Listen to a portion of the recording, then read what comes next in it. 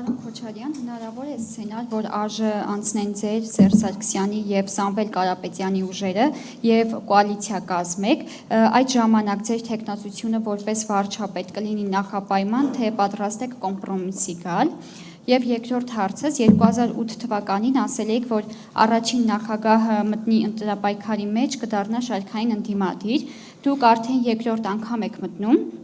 2008 թվականի ձեր գնահատականը շարունակում է ուժի մեջ մնալ և դա բոլոր նախագահների մասին էր, օրինակ նաև ձեր։ Բայց ես արտոնված ընդդիմադիր եմ հիմա, շարքային ընդդիմադիր եմ,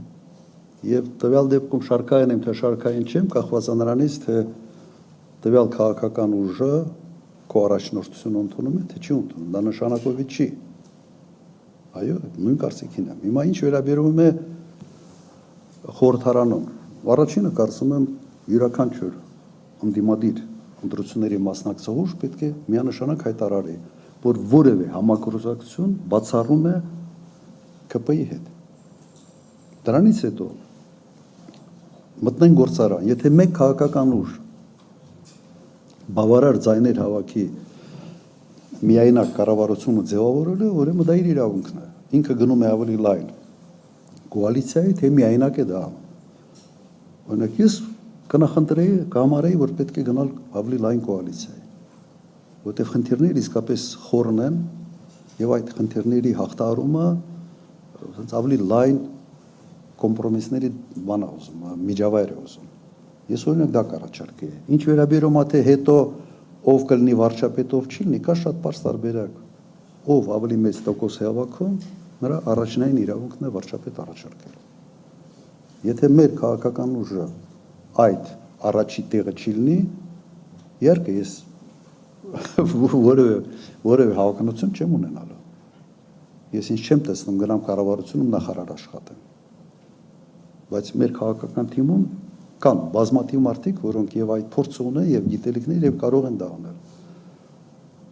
Ու նաեւ պարզ է, ես նաեւ ինչ չեմ տեսնում, որ մանդատը վերցնեմ, գնամ падգամավոր դառնամ եւ անցած անգամ ես մանդատը չեմ վերցրել։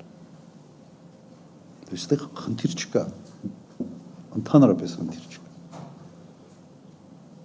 Հասկանալի է, չէ՞ սխեման։ Ով շատ ձայն է հավաքել, նա այդ իրավունքը ունի։ Եթե այդ տեխնացուն, այդ շատ ձայներ հավաքած տեխնացուն, այնուամենայնիվ տեխնացուի պատճառով չեն կարողանում կոնսենսուսի գալ այս ընդդիմադիր դաշտում, կա երկու տարբերակ։ Կամ երկրորդ փուլ, մեր սահմանադրությունն է սա ասում։ Առաջի երկու տեղը գնամ են երկրորդ փուլի։ Կամ էլ ուղղակի այդ մարդը կամ այդ քաղաքական ուժը ասում է, օքեյ, ես պատրաստ եմ կոմպրոմիսի, մտածենք այլ օրինակ տեխնոկրատ վարչապետի տեխնազության մասին։ Եվս տարբերակ է։ Եվ իմ կարծիքով ավելի ճիշտ է չմտնել երկրորդ փուլի մեջ։ Այլ կոնկրետ գնալ փոխզիջումային տարբերակով գտնել այնպիսի լուծում, որը հնարավորություն կտա ավելի քիչ ցնցումներով առաջ շարժվել։ Այո, ամբիցիաները մի կողմ